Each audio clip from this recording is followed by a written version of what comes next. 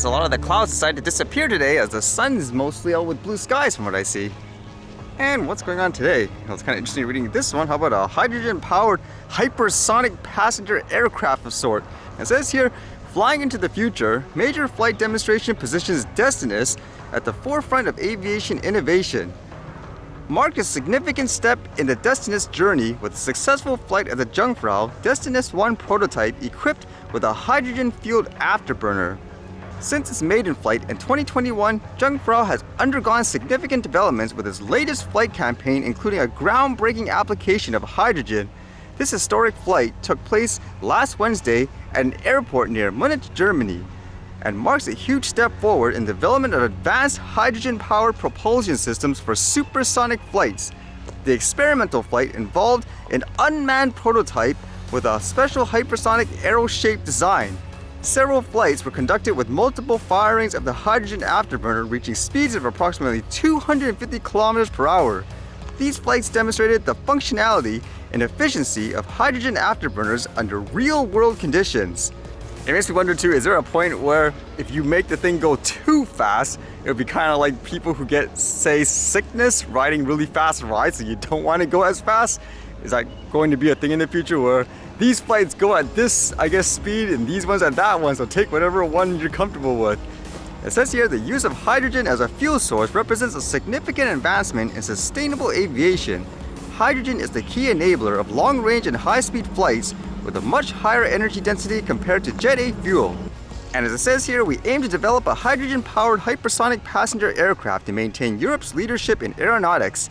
As the aviation industry continues to strive for greener solutions, the successful demonstration of hydrogen afterburners in the Jungfrau Destinus I prototype is a significant achievement. So let's see how this goes, I guess. I heard there's like some of these trains, for example, that go super fast as well. Again, it makes me wonder how many people could actually ride those comfortably. And I was reading more news where it seems like US officials are further trying to, ban Chinese-made drones for things like official government uses and all that. And they're saying, for example, despite this, police and stuff, they're still buying them. It says US states are flying thousands of Chinese drones across the East Coast. Marco Rubio is furious.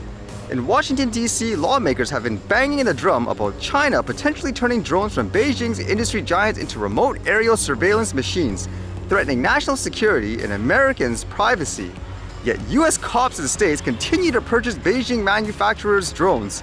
Freedom of Information Act responses and previously unreported police data reveal state and local agencies have registered thousands of Chinese flying machines from the companies Autel and DJI, the world's biggest drone maker, valued at $16 billion. That even extends to the United States Capitol Police. Records of state government drone registrations at the Federal Aviation Administration show the United States Capitol Police has 4 models manufactured by China's Autel Robotics. So this does make me wonder if they're just gonna ban all of these companies. You're not gonna have much choice just in terms of what's available anyways, even from a consumer point of view. And they further say here they are the only drones currently in use by the Capitol Police, according to the spokesman Tim Barber, who said they were acquired last year for $2,000 each, but are yet to be deployed around Washington, D.C. and were being used for training with no access to the department's network. So let's see, I guess, where this goes again. It makes me wonder if people are comfortable purchasing the more expensive drones if you use them for things like government use and they're made by companies, originating from China. Would you actually go with companies like a Skydio, for example, in the US? I would imagine their equipment is just as doable, correct? In terms of doing most of the work and stuff that I've seen anyways. And it's not just with drones too, and other countries, again, accusing each other of, quote, spying with their hardware. How about this one? This one says, Russia says US hacked thousands of Apple phones in spy plot. Russia's Federal Security Service said on Thursday it had uncovered an American espionage operation that compromised thousands of iPhones using sophisticated surveillance software.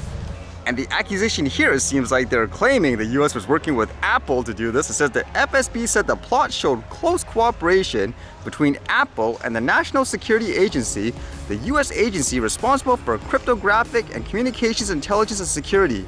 The FSB provided no evidence that Apple cooperated with or had any awareness of the spying campaign. I remember Apple having these issues before where there were officials saying give us an ability or whatever to unlock the phones, and they said they wouldn't. But either way, like the story shows, every country accusing each other of their hardware and so forth spying on people. But despite that, I guess like with that previous story saying officials still using them, like this one it says, Kremlin officials continue to use iPhones despite US espionage fears. So what's going on here, huh? I mean, if it is the case there, then everyone should just stop using everything like that cold turkey per se, huh? And then I randomly read this today, which was kind of crazy. Apparently in Sweden, there's this show called Let's Dance, and it was the finale, I believe, from the looks of it. It's kind of like that show, So You Think You Can Dance in North America. And during the finale, it seemed like there were some climate activists that jumped on stage. So you could imagine people seeing it on live TV and all that. It seemed like the camera angles tried to avoid them and people tried to get them off stage. But you can see, for example, what these activists actually posted themselves from the looks of it anyways. There's this camera that actually goes right into the activists. I was like, wow, what's going on? Did they do it on purpose to knock them out? Or was it a pre-planned, for example, shot that the person just wasn't aware he was there? That's crazy. And as to why the people were on stage, according to this anyways, it says here, we want nothing more than to have fun, and I also love to dance, but my future will be anything but full of pleasure. The situation is so urgent and we cannot sit in the audience seat and just watch as our lives are threatened by climate collapse, says Tina, who was one of the people who ran out on the Let's Dance stage. So what would you think in this case? It's kind of funny reading the comments too. It's so different. Some people, they're cheering them getting hit by the camera. Some people saying, again, like that is inhumane and all that. I was just wondering again, what was the person thinking that was using the camera there? Was it intentional or was it purely like an accident per se? What would you think?